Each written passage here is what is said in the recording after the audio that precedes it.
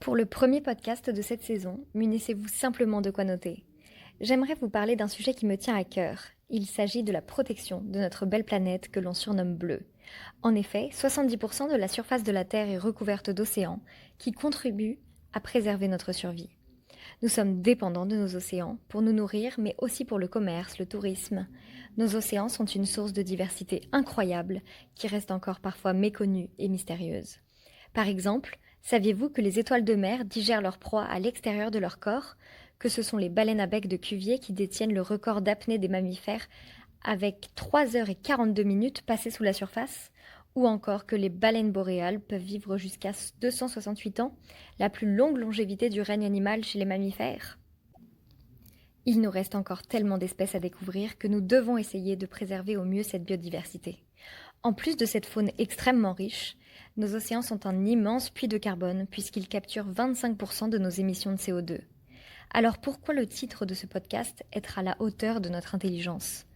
Nous sommes capables d'inventer des technologies toujours plus performantes et tentons parfois de repousser les limites de la science.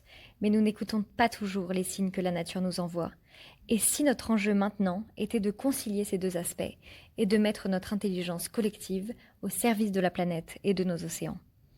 Les températures montent, les océans se réchauffent et s'acidifient, ce qui met en danger de nombreuses espèces. Alors je vous propose maintenant de prendre un temps pour vous et de faire une liste ou simplement de réfléchir à tout ce qui peut vous relier de près ou de loin avec l'océan. Peut-être consommez-vous du poisson? Avez-vous déjà été au bord de la mer, savourer la fraîcheur des vagues? Avez-vous eu la chance de faire des rencontres inoubliables avec des animaux sauvages, des poissons, des tortues, un groupe de dauphins ou même une baleine pour les plus chanceux?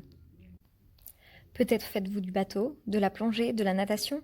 Prenez un temps pour vous et n'hésitez pas à faire une pause. Plusieurs choses peuvent nous relier avec l'océan, et ce sont d'ailleurs souvent des choses qui nous rendent heureux.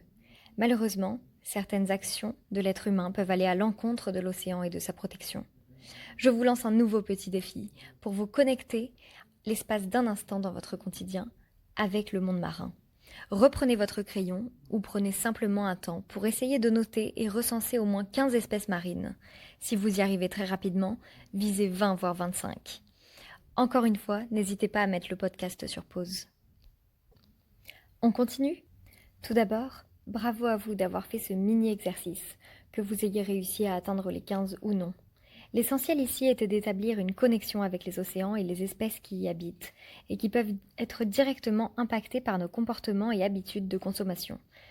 D'ailleurs, saviez-vous qu'il existe 90 espèces de cétacés, et qu'à ce jour, 240 000 espèces marines ont été identifiées et décrites par les scientifiques? Ce premier épisode s'achève. Le but ici n'est pas de vous accabler, mais plutôt de constater, d'identifier le rôle fondamental de nos océans et d'observer le lien que nous avons avec eux. On peut parfois se sentir découragé, déprimé, penser que nos actions pour protéger l'environnement n'ont pas de poids. Mais essayons de renverser cette façon de voir.